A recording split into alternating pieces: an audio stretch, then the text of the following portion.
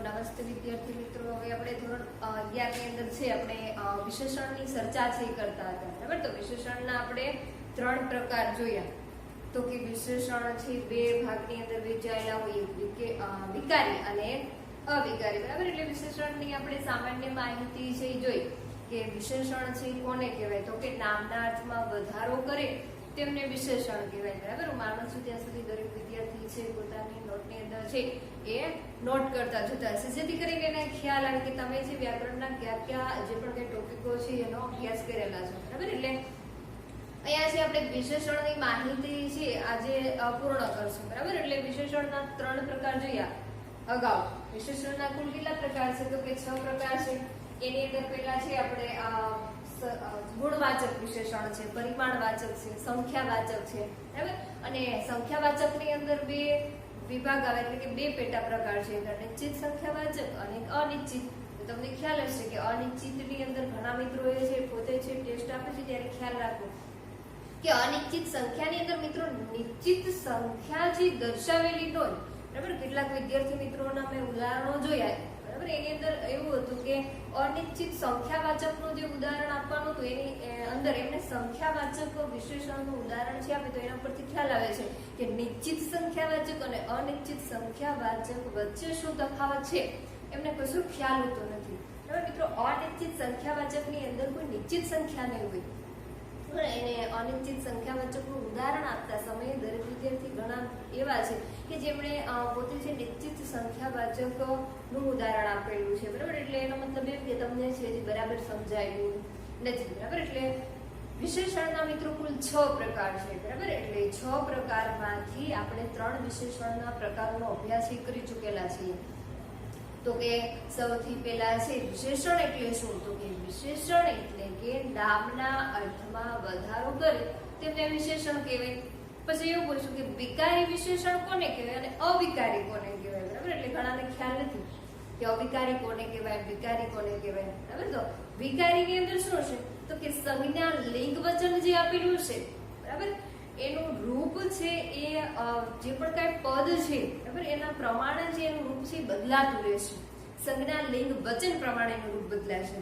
અને અવિકારીની અંદર શું હશે, તો કે અવિકારીની અંદર સંજ્ઞા લિંગ વચન પ્રમાણે જેનું રૂપ છે એવું યથાવત રહેશે, એમની અંદર છે કોઈ પણ પ્રકારનો ફેરફાર થશે નહીં. આને અવિકારી કહેવાય, બરાબર?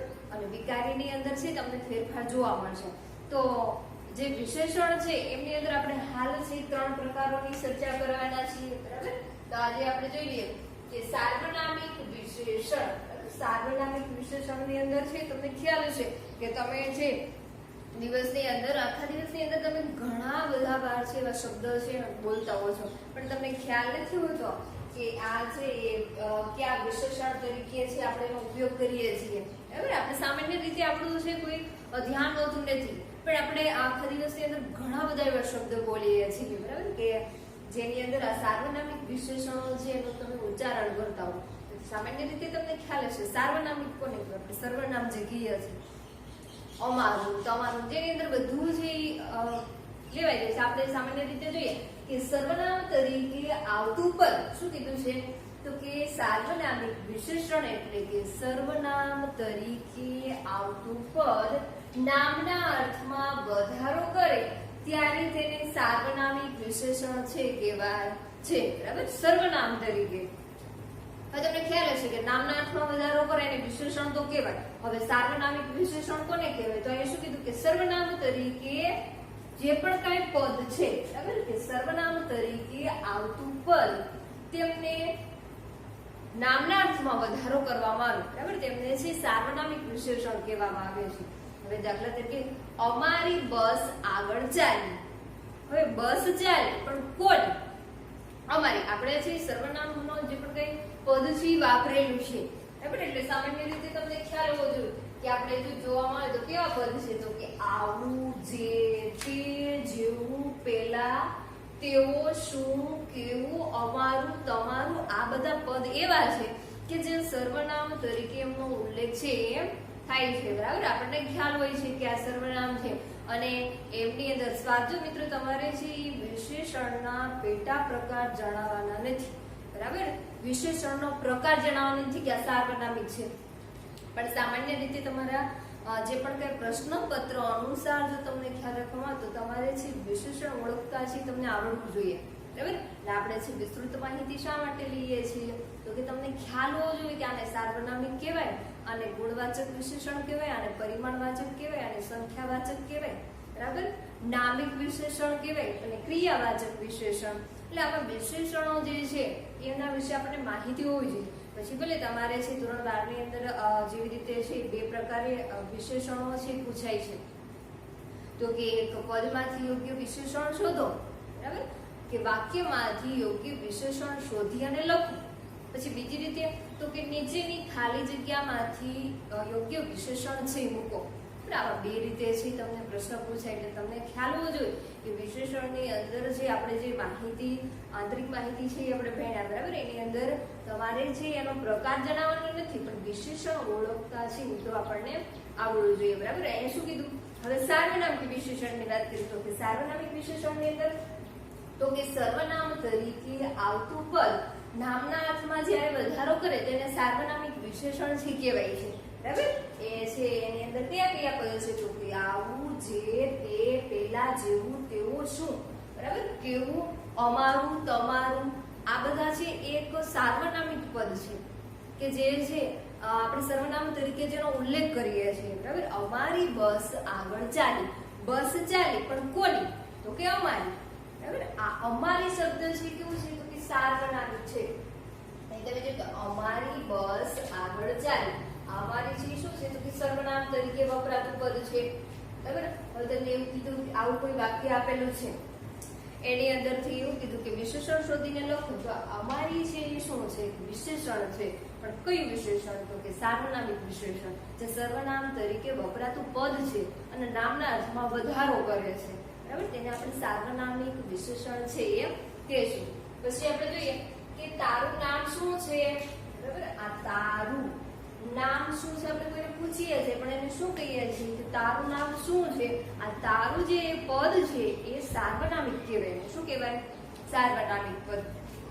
પછી જોઈ શકો અમારો કાર્યક્રમ ખૂબ જ સફળ રહ્યો. અમારો કાર્યક્રમ ખૂબ જ સફળ રહ્યો. અમારો કાર્યક્રમ ખૂબ જ સફળ રહ્યો. આ અમારો શબ્દ છે જ્યારે અમારું પદ છે આ એક તો આપણે ખ્યાલ છે કે સર્વનામ તરીકે વપરાય છે, બરાબર. તો આ વાક્યની અંદર છે વિશેષણ કયું થશે તો કે અમારો કાર્યક્રમ ખૂબ જ સફળ છે એ રહ્યો, બરાબર. એટલે અમારું, તમારું, જે, તે, પેલું, શું, આવા જે પદ છે એ સર્વનામ તરીકે વપરાય છે. અને આવા સાર્વનામિક પદ જે આવતું હોય જે નામના અર્થમાં વધારો કરતો હોય તેને સાર્વનામિક વિશેષણ છે એ કહેવાય છે, બરાબર. એટલે હવે સામાન્ય રીતે છે આપણને ખ્યાલ હોવો જોઈએ કે સાર્વનામિક વિશેષણ છે કોને કહેવાય. ત્યાર પછી જોઈએ તો કે ક્રિયાવાચક વિશેષણ, બરાબર. હવે ક્રિયાવાચક વિશેષણની અંદર શું છે તો કે તમને કોઈ વાક્ય આપેલું છે તો એમની અંદર કોઈ ક્રિયા દર્શાવેલી છે, બરાબર. આપણે કૃદંત ભણ્યા એની અંદર છે આપણે ક્રિયાપદની વાત કરી, બરાબર. કે કૃદંતની અંદર તમે છે કૃદંત અને ક્રિયાપદ છે કેવી રીતે તો કે ઘણા વિદ્યાર્થી મિત્રો શું કરે છે તો કે કોઈ વાક્ય છે એની અંદર જે ક્રિયાપદ છે ને એને કૃદંત ગણે છે. મેં તમારી ટેસ્ટ ચેક કરતા સમયે છે મેં જોયેલું છે કે ઘણા વિદ્યાર્થી મિત્રોને છે જે કૃદંતની અને ક્રિયાપદ વચ્ચેનો તફાવત છે ખ્યાલ હોતો નથી, બરાબર. એટલે આપણને સામાન્ય રીતે ખ્યાલ હોવો જોઈએ કે ક્રિયાપદ કોને કહેવાય. તો ક્રિયાપદની અંદર મિત્રો શું હશે આપણે તો કે દરેક વાક્ય હોય એક વાક્ય હોય એની અંદર દરેક વાક્યની અંદર કર્તા, કર્મ અને ક્રિયાપદ આ ત્રણ વસ્તુ ફરજિયાત હોય, બરાબર. તો તમે જોઈ શકો કોઈ સામાન્ય વાક્ય આપેલું હોય તો એની અંદર ક્રિયાપદ છે એ છેલ્લે હશે, બરાબર. ક્રિયાપદનું કામ શું છે તો ક્રિયાપદ છે એ છેલ્લે જ આપેલું હશે. અને કૃદંત છે એની મેં ચર્ચા કરી ત્યારે મેં તમને એવું કીધું કે કૃદંત છે એ છેલ્લે આપેલું નહીં કે વચ્ચે હશે. શા માટે તો કે એમને છે બીજાન્ય શબ્દોની જરૂર પડે છે, એનો અર્થ પૂર્ણ કરવા માટે બીજાન્ય શબ્દની એમને જરૂર પડે છે કૃદંતને. અને એ વચ્ચે ક્યાંક આપેલું છે. વચ્ચે શા માટે છે તો કે બીજા અન્ય શબ્દોનો સહારો લે છે અને વાક્ય પૂર્ણ થાય છે. અને ક્રિયાપદ તો છે અંતે આપેલું હોય, બરાબર. એટલે ઘણા મેં જોયું છે કે જે છેલ્લે ક્રિયાપદ છે ને કૃદંત ગણાય છે, બરાબર? એટલે ક્રિયાપદને આપણે કૃદંત ગણવાનું નથી, એમની ચર્ચા મેં અગાઉ કરી. આ જ્યારે ક્રિયા વિશેષણની વાત આવી ત્યારે તમને ખ્યાલ હોવો જોઈએ કે એમની અંદર છે દોડતો, રમતો, ખાતો, કૂદતો, ઝબૂકતો, બરાબર? આ જે પણ કઈ છે એ ક્રિયાવાચક વિશેષણ એમને કહેવાય. કે ક્રિયા છે દર્શાવેલી, પછી રડવાની હોય, જમવાની હોય, દોડવાની હોય, હસવાની હોય, બરાબર? ક્રિયા ગમે તે હોય પણ એની અંદર છે ક્રિયાનો ઉલ્લેખ છે થયેલો હોય, ક્રિયા છે દર્શાવેલી હોય, બરાબર? એટલે કોઈ એવું વાક્ય છે, હવે આપણે જોઈએ કે વિશેષ ચોકસાઈ ક્રિયા દ્વારા વ્યક્ત કરતા, બરાબર? હવે વિશેષ અને વિશેષણની વાત મેં કહી, એમાં જોતા સમયે છે મને ખ્યાલ આવતો નથી કે ઘણાને હજી ખ્યાલ જ નથી કે વિશેષ કોને કહેવાય અને વિશેષણ કોને કહેવાય. મિત્રો, જે નામ છે એ વિશેષ છે, બરાબર? એટલે મેં જ્યારે તમને એક ઉદાહરણ, એક એક્ઝામ્પલ આપેલું હતું, એની અંદર છે ઘણાએ શું કરેલું છે તો કે એમની અંદર વિશેષ દર્શાવેલું હોય તો વિશેષણ દર્શાવેલું, ને વિશેષણ દર્શાવેલું હોય તો વિશેષ દર્શાવેલું નથી. એટલે એનો અડધો જ ગુણ છે મેં આપેલો છે, બરાબર? એટલે ઘણા એવું કહે છે કે કેમ અમારે માર્ક છે કપાણા, બરાબર? પણ તમે આવી નાની નાની બાબતો છે ધ્યાનમાં નથી રાખતા. જો વિશેષ છે એક નામ છે, નામના અર્થમાં વધારો કરે છે એને વિશેષણ કહેવાય છે. તો તમે જે નામ આપેલું છે એને વિશેષણ તરીકે ઓળખાવો છો. ના, નામ છે એ વિશેષણ નથી, બરાબર? નામ છે એ વિશેષ છે. અને અહીંયા શું કીધું? ક્રિયાવાચક વિશેષણની અંદર એવું કહેવામાં આવ્યું કે વિશેષ ચોકસાઈ ક્રિયા દ્વારા વ્યક્ત કરતા વિશેષણોને ક્રિયાવાચક વિશેષણ કહે છે, બરાબર? વિશેષ. હવે તમે જોઈ શકો છો આ બાળક છે એ નામ છે કે નહીં, બરાબર? અહીંયા વિશેષની વાત કરી કે વિશેષ ચોકસાઈ ક્રિયા દ્વારા વ્યક્ત કરતા, અહીંયા વિશેષ છે એ કઈ કરી? વિશેષ એટલે કે બાળક, બાળકો, બરાબર? કે વિશેષ ચોકસાઈ ક્રિયા દ્વારા બાળક છે કઈ ક્રિયા કરે છે તો કે દોડવાની ક્રિયા કરે છે, બરાબર? એટલે વિશેષ કીધું છે તો વિશેષ શું આવશે તો કે બાળકો. ચોકસાઈ ક્રિયા દ્વારા વ્યક્ત કરતા વિશેષણને ક્રિયાવાચક વિશેષણ કહેવાય છે, બરાબર? તો તમે જોઈ શકો કે બાળકો મેદાનમાં દોડતા હતા, બરાબર? બાળકો છે વિશેષ છે, આ નામ છે. દોડવાની ક્રિયા કરતા પણ કોણ તો કે બાળકો. નામના અર્થમાં વધારો થયો કે નહીં, બરાબર? પણ ક્રિયા દર્શાવેલી છે, રડવાની હોય, ગાવાની હોય. મહેમાન જમતા હતા, મહેમાનની કઈ ક્રિયા થાય છે તો કે જમવાની ક્રિયા, બરાબર? એટલે આવી રીતે છે ગમે તે રડવાની, જમવાની, દોડવાની, કૂદવાની, આવી બધી ક્રિયાઓ છે દર્શાવેલી હોય છે. અને વિશેષ એવું કીધું તો વિશેષ તમને ખ્યાલ હોવો જોઈએ કે વિશેષ એટલે કે જે નામ છે એને વિશેષ કહેવાય છે. વિશેષણ કોને કહેવાય તો કે નામના અર્થમાં વધારો કરે તેને વિશેષણ કહેવાય છે. રાજા દયાળુ છે તો રાજા છે એ તો નામ છે, રાજાનો ગુણ કેવો છે, બરાબર? તો રાજા છે પણ દયાળુ છે, આ દયાળુ છે એ વિશેષણ છે, બરાબર? તો અહીંયા છે વિશેષણની વાત કરીએ તો કે વિશેષ ક્રિયા દ્વારા વ્યક્ત કરતા વિશેષ છે એટલે બાળકો. બાળકો કઈ ક્રિયા કરે છે તો કે દોડવાની ક્રિયા કરે છે. દોડતા આ એક ક્રિયા થઈ છે, ક્રિયાવાચક વિશેષણ કહેવાય, બરાબર? જે રીતે તમે એના પર જોઈ શકો, રમતો, દોડતો, મારકણો, ઝબૂકતો, કૂદતો, વરસતો, રડતો, બરાબર? તો એની અંદર બળદ મારકણો છે, બળદ છે પણ બળદ છે એ નામ છે, પણ બળદનું જે પણ કે આપણે ગુણવાચક વિશેષણની અંદર પણ આ ઉદાહરણ લઈ શકીએ કે બળદ છે એ મારકણો છે. આમાં બળદનો ગુણ પણ મારકણો, પણ અહીંયા ક્રિયા દર્શાવેલી છે. બળદ છે મારવાની ક્રિયા કરે છે તો મારકણો છે આ એક ક્રિયાવાચક વિશેષણ પણ થયું. પણ એની અંદર મેં તમને શું કીધું કે તમારા પ્રશ્નપત્રની અંદર ક્યાંય તમારે એમના જે પણ કાંઈ વિશેષણના પ્રકારો છે એ દર્શાવવાના નથી. તમારે માત્ર વાક્યમાંથી વિશેષણ શોધીને લખવાનું છે, બરાબર? તો હવે માનો કે તમને કોઈ આવું વાક્ય આપેલું છે તો તમને ખ્યાલ હોવો જોઈએ નામ છે તો વિશેષ છે, એમની અંદર જે પણ કાંઈ ક્રિયા આપેલી છે તો ક્રિયાવાચક વિશેષણ, પણ પેટા પ્રકાર ન દર્શાવવાનું તો દોડતો છે તમે લખી નાખો તો ખ્યાલ આવી જાય કે આ તો છે એ વિશેષણ તરીકે વપરાયેલું છે. બાળકો મેદાનમાં દોડતા હતા, બાળકો મેદાનમાં રમતા હતા, રમતા હોય, દોડતા હોય, એટલે આવી ક્રિયા છે દર્શાવેલી છે. પછીનું ઉદાહરણ લઈએ. આ વર્ષે વરસાદ વરસતો જોયો, બરાબર? વરસાદ છે કઈ ક્રિયા કરે છે તો કે વરસવાની ક્રિયા કરે છે, બરાબર? તો કે આ વર્ષે વરસાદ વરસતો જોયો. અહીંયા વરસાદની ક્રિયા કઈ છે તો કે વરસવાની, બરાબર. વીજળી ઝબૂકતી હતી, ઝબૂકતી, વીજળીની ક્રિયા કઈ થાય છે ઝબૂકવાની. નદી કૂદતી હતી, બરાબર. આ એક કલ્પના કાલ્પનિક છે, પણ નદી છે કૂદતી નથી, નદી છે કૂદતી હતી, બરાબર. પછી એવું પણ કહી શકો કે વિશ્વાસ હસતો હતો, બરાબર. હસમુખ હસતો હતો, સુખદેવ હસતો હતો. સુખદેવ, હસમુખ આ બધા જે નામ છે, પણ એ ક્રિયા કઈ કરે છે તો કે હસવાની ક્રિયા કરે છે, બરાબર. તો કે વિશેષ ચોકસાઈ દ્વારા ક્રિયા દ્વારા વ્યક્ત કરતા વિશેષણને ક્રિયાવાચક વિશેષણ કહેવાય, બરાબર. એના પર ક્યાં છે તો કે રમતો, દોડતો, બાળકનો, ઝબૂકતો, રડતો, કૂદતો, હસતો, આ બધા છે એમના એક ક્રિયાવાચક વિશેષણના પદ છે, બરાબર. પછી જોઈએ તો કે નામિક વિશેષણ. હવે નામિક વિશેષણની અંદર શું છે તો કે એમની અંદર જે તમારે મોટા ભાગે છે નામિક વિશેષણ છે એ મોટા ભાગે ઓછા પૂછાય, બરાબર. પણ એનો અર્થ એવો નથી કે એનેથી ન ભણવા. નામિક વિશેષણની અંદર શું છે મિત્રો તો કે તમે છે એમની અંદર કોઈ એક શબ્દનો ઉલ્લેખ કરો છો ત્યારે છે એ એમની જે પણ કંઈ આપણે કહીએ ને કે કોઈ અક્ષરનું ઉચ્ચારણ થતું હોય, તમે હિન્દુસ્તાની શબ્દ, હિન્દુસ્તાની તમે આપણે બોલો છો ત્યારે એની અંદર એક ઈ છે એનો ઉલ્લેખ થાય છે, બરાબર. આપણે એના પદ પણ જોઈશું તો કે હિન્દુસ્તાની. આને નામિક વિશેષણ શા માટે કહેવાય તો કે એમની અંદર માત્ર પ્રત્યયો છે એ લાગે છે, બરાબર. આપણને પ્રત્યયો તો ખ્યાલ હશે કે તમારે છે ઘણી સમય એવું પણ ભણવા માંગુ છું કે પરપ્રત્યય અને પૂર્વ પ્રત્યય, બરાબર. પરપ્રત્યય છે પછી લાગેલો હોય અને પૂર્વ પ્રત્યય છે પહેલા લાગેલો હોય. તો આ બધા જે પણ કઈ પ્રત્યયો છે કેવા છે પરપ્રત્યય છે. પર એટલે કે પછી લાગેલા પ્રત્યય, બરાબર. અને પૂર્વ પ્રત્યય કોને કહેવાય તો કે પહેલા લાગેલા પ્રત્યયને પૂર્વ પ્રત્યય કહેવાય, બરાબર. પર પ્રત્યય, પૂર્વ પ્રત્યય આ બધું છે એ તમારે ધોરણ 11 ની ગુજરાતીની જે પુસ્તક છે એની અંદર આપેલું છે, બરાબર. એકમ નંબર તમે જોશો, એકમ નંબર 1 જે છે વ્યાકરણ ઘડતર, બરાબર, એની અંદર આપેલું છે.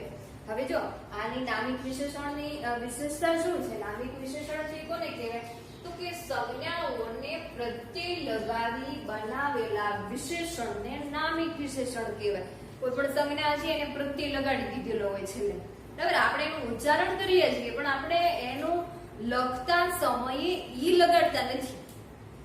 હિન્દુસ્તાની જ્યારે તમે એવું કોઈ શબ્દ છે તમે લખો, બરાબર, ત્યારે એની અંદર ઈ લખો છો નહીં, લખવામાં કે નહીં આવે, પણ એને ઉચ્ચારણ કરતી વખતે બોલતા સમયે ઈનું ઉચ્ચારણ થશે, ઈનો ઉલ્લેખ થશે, બરાબર. તો અહીંયા તમે જુઓ કયા કયા પ્રત્યયો છે ઈ, આઈ, વત, મત, વય, ઈક, આળુ. આળુ, આળુ છે. તમને હવે એવું લાગે કે આવા પ્રત્યય છે. આળુ વળી કયા વિશેષણની અંદર કયો પ્રત્યય લાગતો કે કૃપાળુ શબ્દ તમે બોલો છો, બરાબર. તમે કૃપાળુ બોલો ત્યારે છે એની અંદર કૃપાળુ, આળુ લખતા નથી પણ એનું ઉચ્ચારણ આપણે કરીએ છીએ, આપણે એનું બોલીએ છીએ, બરાબર. બોલતા સમયે એનું ઉચ્ચારણ છે એ આપણા મુખેથી થાય છે. લખતા સમયે આપણે આળાનું, આળું એવું લખવાનું નથી, બોલવાનું છે ત્યારે છે આપણે આ નામિક વિશેષણ એને છે કહેવાય છે તો કે હિન્દુસ્તાની. આ ઈ છે ક્યાં વપરાણો? હિન્દુસ્તાની શબ્દ બોલો છો ત્યારે ઈ વપરાય છે, એનું ઉચ્ચારણ થાય છે, પણ લખતા સમયે આપણે એનો ઉપયોગ કરશું નહીં, બરાબર. પછી છે માનસિક, ઈક. તમે જોઈ શકો ઈક આપેલું છે તો ઈક છે ક્યાં વાળી પ્રત્યયની અંદર લાગે, કયો પ્રત્યય તો કે માનસિક. તમે જ્યારે કોઈ શબ્દ બોલો છો, માનસિક બોલો ત્યારે એની અંદર ઈક આવું જે પણ કોઈ શબ્દ છે એનું ઉચ્ચારણ થાય છે, માનસિક, ઈક, બરાબર. પછી કયો છે તો કે આઈ. આઈ છે લખવાનું નથી પણ શું કરવાનું છે તો કે બોલતા સમયે માત્ર બધા જ પ્રત્યય એવા છે પર પ્રત્યય, બરાબર. પછી લાગેલા પ્રત્યય જે શબ્દ ઉચ્ચારણ સમયે છે એ પ્રત્યયનું ઉચ્ચારણ થાય છે પણ લખતા સમયે આપણે એનો ઉપયોગ છે કરતા નથી, બરાબર. માણસાઈ ત્યારે આઈ એવો વપરાય છે. પછી કયું વાપરશું તો કે કૃપાળુ, આળુ, બરાબર. લખવા લખવા સમયે જેનો ઉપયોગ કરવાનો નથી, પણ બોલશું ત્યારે ચોક્કસ એનું ઉચ્ચારણ થશે. ઐરાવત, બરાબર. મત, મય, બત, આવા જે પણ કઈ પ્રત્યય છે તો કેવાય મત શેમાં આવે? તમે કિસ્મત બોલો, કિસ્મત, બરાબર.